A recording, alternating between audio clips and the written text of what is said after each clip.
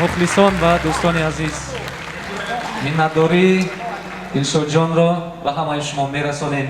Инҷо он устодон, он санъаткорони номие ки ҳамроҳи Дилшодҷони азиз ба шакли дуэт суруд хонданд. устод Анвар Қосимов, қарсакҳои баланди шуморо хоҳиш мекунам. устод Олим Воҳидов, қарсакҳои шумо. Ғолибҷон Юсупов, қарсакҳои шумо. Ҷамшедҷон Исмоилов, Фирдавҷон Темиров ва Икром Исломӣ, қарсакҳои шумо дӯстон хоҳиш мекунам. инҷо Дилшодҷони азиз қайд карданд ки воқеан аксари матнҳояшонро аз эҷодиёти устод Лоиқ Шералӣ мегиранд ва ман бояд қайд намоям ки чуноне ки худи Дилшодҷон қайд карданд, он кас ҳис мухлис ҳастанд, мухлиси ду устоди варзидаи санъати эстрадаи тоҷик, ду нафаре ки муаррифгари санъати тоҷик ҳастанд, устод Далерназаров ва устод Анвар Қосимов. Дилшодҷон мухлиси ана ҳамин ду устоди бузурги санъати тоҷик аст. қарсакҳои шуморо хоҳиш мекунам дӯстон.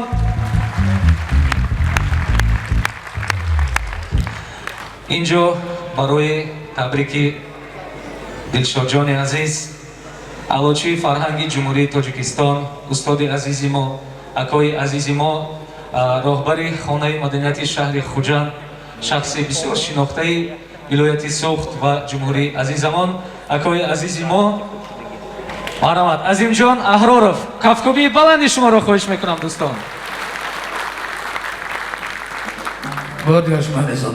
мухлисони биҳамдои имрӯза хунавадилҳо, ҳофизи ҷамоли умидбахши мо ки аз ӯ умидҳои зиёд дорем мо дар ин даргоҳи моро дар ин кошони бошку шумо хуш омадед. Дигар дошт масъалаи Дилшодҷон марҳамат.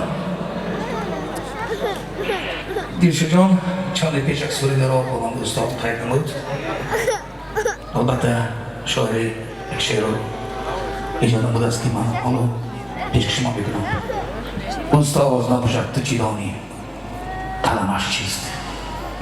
устоз набошад ту чӣ донӣ рақамаш чист. устоз набошад ту чӣ донӣ ному насабаш чист. устоз набошад ту чӣ донӣ бар қайди ҳаёт омадану бесамар зистанаш чист. имрӯз маҳз заҳмати зиёди устодон буд ки Дилшодҷонро ба саҳнаи касбии жанри эстрада қарз шумоям барои 25 солги эҷодиёти Дилшодҷон. марҳамат. эзондил беётон мамуҷон барои бо як шукӯр шомад гузарондани имрӯза базми ҷамшедӣ биём хатон мекунем, зеро ки имрӯз 25 сол аз он рӯзе ки дасти худро ба санъати касбии нишон задааст, 25 сол гузаштааст.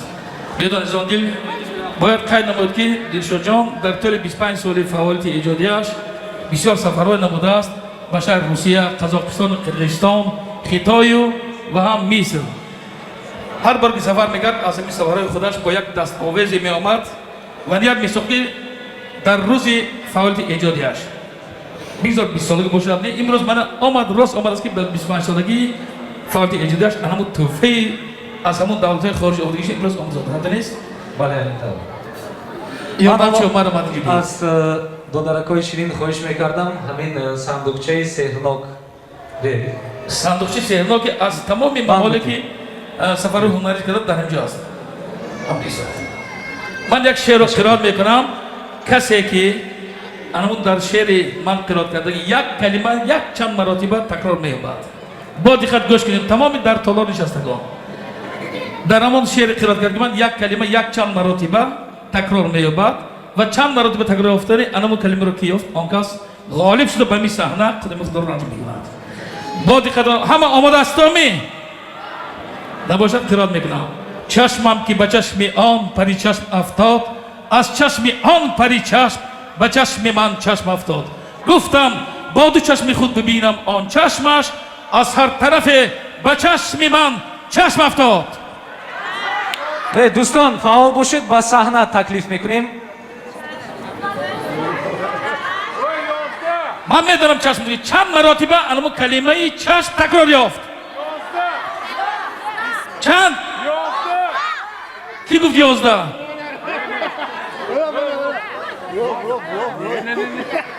کی گفت 12 چند مراتبه فعال باشن دوستان عزیز مخلصان گرامی قدر فعال باشید زیرا که در اینجا تحفه‌ای که از چندین دولت‌ها جمع آورده است دلشاد جان انتظار شما است چند مراتبه چند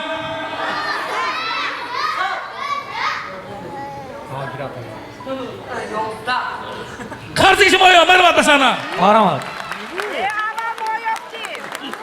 بیا ترس اومدن گیر سهر از آنی چند برات بودی؟ نامد نامت هم چیش کن تو همین رومونی شریف جان مایلش گوش کن تو جان من نقدید من ببینم چی هست 50 سوم میتونم تو مایلش می 60 سوم بچی 3 تا بلیت 2 تا بلیتی که آی دلشاد جان کنسرت پولاش 100 سوم میتونم بیاری نمیشه جان پول رقم ببینی 200 سوم میتونم خیلی میشه 250 نیه 50 دلار بیام نیه طبیعتان بچه ها از آن دلشاد جان برای همین شریف جان همین رسم سهل جورت که بانگیشم 100 دلار میتونم 100 دلار هم بوی دلشاد همین کار نمیتونم اینجا پولاش نخ میدی 100 دلار با 100 تومانی دیگه چونیه 100 دلار با 200 تومان دیگه با همراه میشه بولی وای با بانی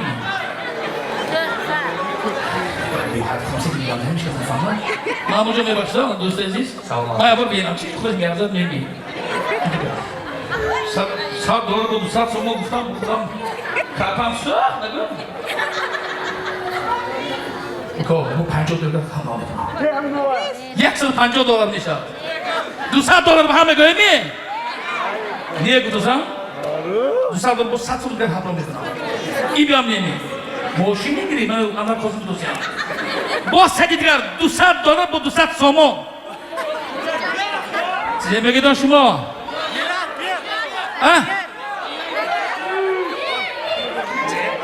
200 دلار با 200 سومانیه این 250 دلار میشه دلشاد جان همین قدر پول نمیگیره در اینجا نیمی کنکرت یک بار در من تکلیف کردم من پیشنهاد کردم 200 دلار نیه گفت می نیا توفه یا قرض شما یا برای همین شریف جان هیچ گام نیم مایلش یک چیزی همیشه دیگه اینم نمیشه نمی یک تحفه از مصر آورده است تمامی دولت‌های ممالک بیرون 300 دلار نمی точно نمی 300 دلار شما همه جان شاهدن 700 نفر می نشد همه شاهد می من 300 دلار گفتم می بیه گفتم خرش عظیموش هست عظیموش اتم داری کبوش یک تحفه برای خاطرات یک از آن دیشان انمی کسیتا سلامت باشی خواندم به هزار رفت تماشا کردم ویدیو مونده 300 دلار لخت استماده میدو تمام پوچ کردم لار سید نکی اگر 300 دلار میدو چون میکنم افتا